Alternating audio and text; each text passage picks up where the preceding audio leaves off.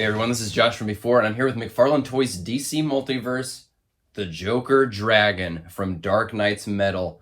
Right away, is this a contender for one of the dumbest things they have released so far in the DC Multiverse line? Yes. Do the dumber entries in the DC Multiverse line tend to be the more fun releases? Also, yes. So, I'm kind of looking forward to getting this guy out of here. Let's take a look at the box. He is in the same size box that they use for the motorcycles in the Multiverse line here. And he's huge in there. You can see that he's in two pieces, and the second piece back there is the entire length of the box. Can we see it back there? Can you see it?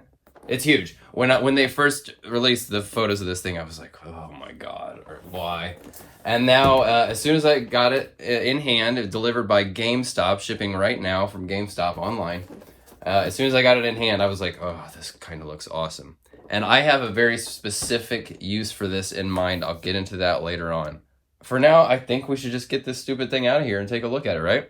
All right, so right out of the box, we have this front piece, which is very sturdy and hefty, and then this back piece, which is actually feels very sturdy and heavy as well, but it is this soft, stretchy material. It's like bendy.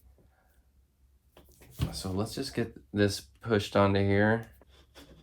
Pretty snug up in there. I might need to warm this guy up. Let's warm this guy up with a hairdryer.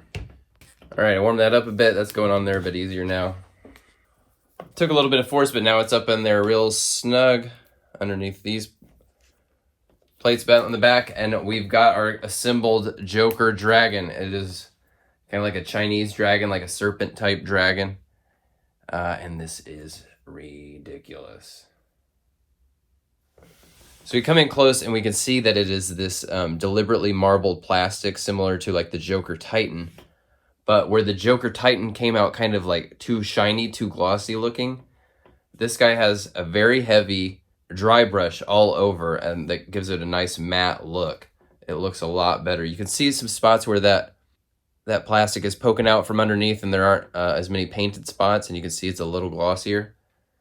But overall, this looks really great, and it's got these scales on the back that have a dark wash on them as well. A little bit of red here, and these gills, and great paint app on the mouth. This guy feels like he has a lot of paint on him. I know there's not a lot to him, but he looks really good. So this face is just ridiculously excellent. The mouth moves like so. With the glossy tongue underneath there that pops out. He looks good both ways.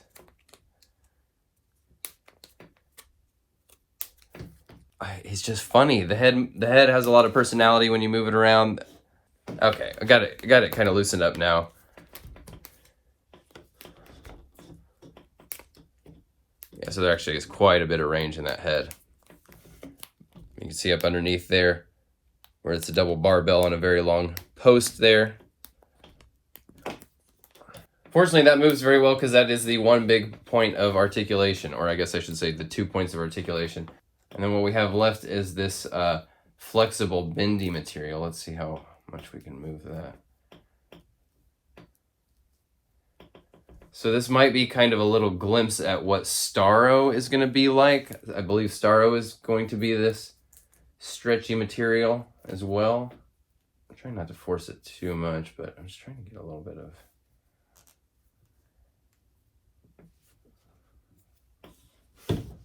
bend to it, see what it feels like. Maybe these scales, these ridges on the back are keeping it a little stiffer than it would be otherwise.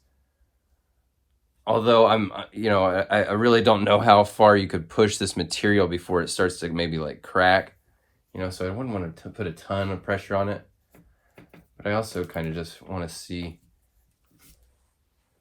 the full potential of this flexible material, you know what I mean? Like when you see those like Chinese dragons, a lot of times they're always like doubled back or tripled back, and like a long flag kind of. This guy doesn't have quite that length. He's super long. I don't mean to be sounding like. So it's not that I'm suggesting that he's small, but between this being a little rigid, it's harder to get that sort of that Chinese dragon sort of doubling back on itself. All right, so pretty fun, pretty silly so far. This is where it goes the extra mile. See one of these ridges on the back here? actually can be removed. And now we have a spot to get somebody on here.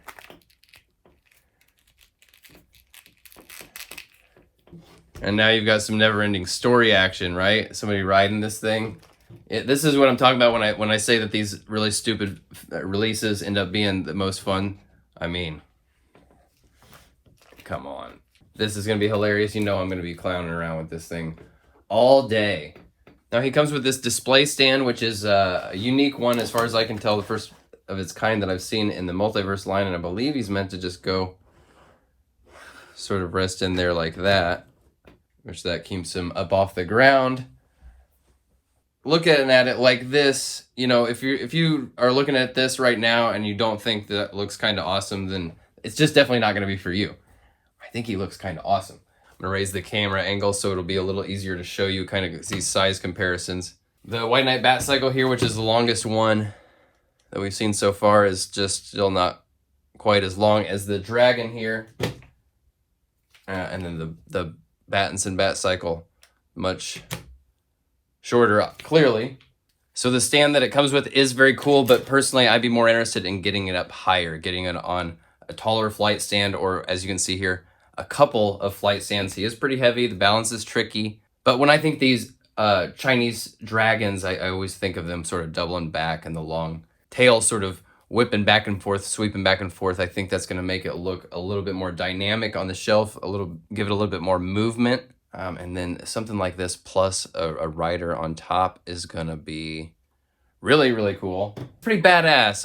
It's silly and stupid and weird, but it's pretty fun and definitely unique. And of course, if you're a big fan of McFarlane's Dragons, yeah, this is another entry there. Let's throw some death metal figures in here for comparison as well.